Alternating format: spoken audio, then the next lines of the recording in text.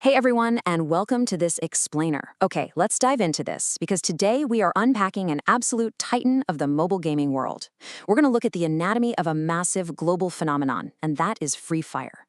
If you've ever found yourself wondering how a mobile game goes from just a simple idea to this absolute juggernaut dominating screens all over the world, well, you are in the right place. We're going to break down the exact strategies, the specific gameplay mechanics, and honestly, the brilliant accessibility choices that turned this title into a global obsession. I mean, just take a look at this number, 1 billion. Since it launched back in 2017, Free Fire has completely shattered records, surpassing a staggering 1 billion downloads globally. Think about the sheer scale of that for a second. That's a massive, massive portion of the planet downloading and actually engaging with this single app.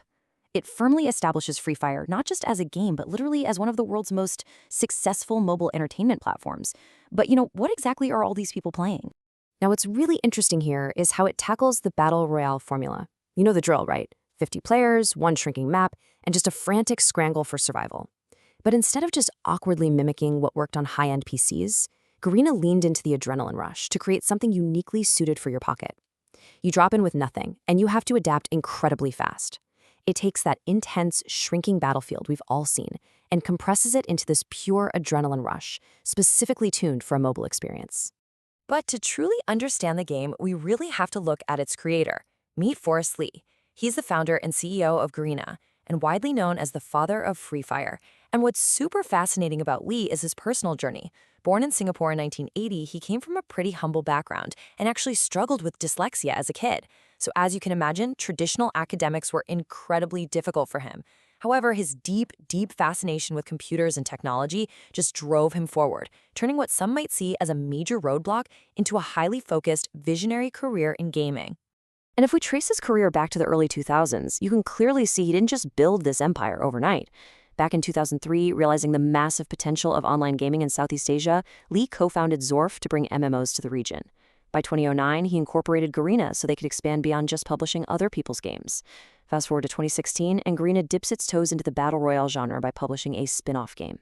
All of this patient, strategic growth, it laid the exact foundation needed for 2017, when they finally launched their in-house mega hit, Free Fire.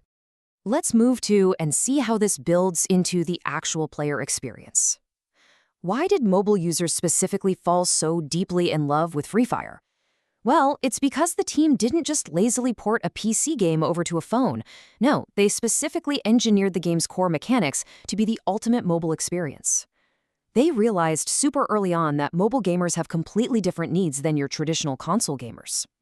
It really comes down to these 3 pillars. First up, simple controls and gameplay. You don't need a clunky controller or a complex setup. It's highly intuitive, which is exactly how they amassed such a massive casual player base. Second, Garena keeps the game incredibly fresh with regular updates. I'm talking new maps, new modes, new characters, the whole shebang. And third, the matches are remarkably fast. You can quickly drop in, play a super high-stakes match, and get right back to whatever you were doing.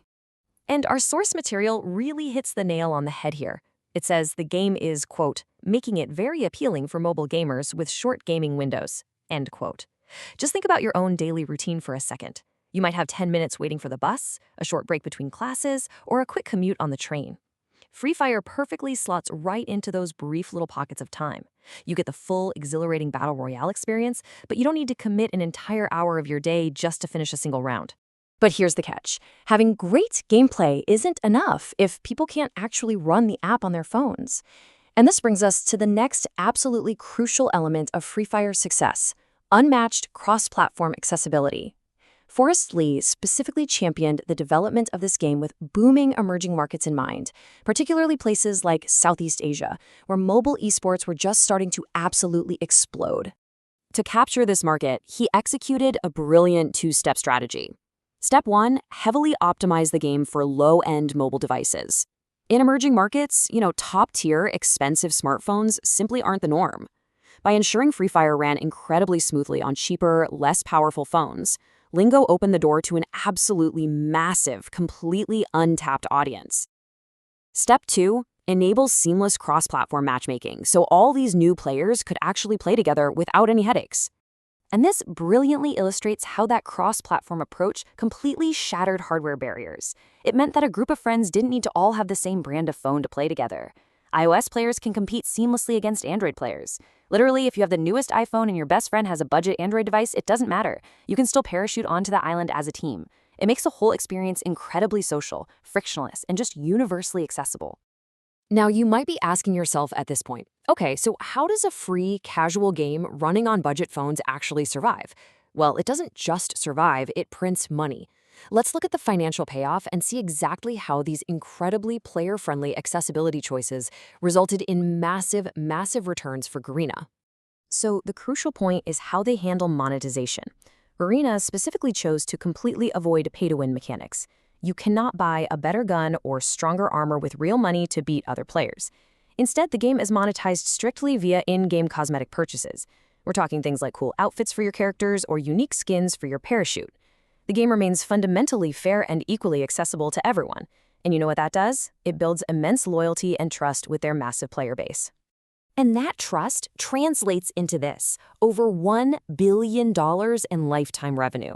Seriously.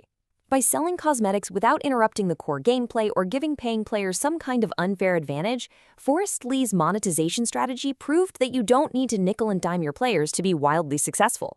Fair monetization, when you combine it with mass accessibility, can literally drive a billion-dollar empire. Which leaves us with a pretty fascinating final thought today.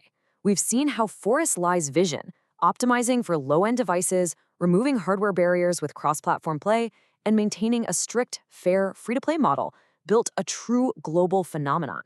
With Free Fire proving so conclusively that inclusive, low-barrier accessibility creates billion-dollar empires, what does this actually mean for the future of restrictive, high-end mobile gaming? Will the rest of the industry be forced to evolve to catch up with this incredibly inclusive model? It's definitely something for you to ponder as we wrap up this explainer. Thank you so much for learning with us today, and as always, stay curious.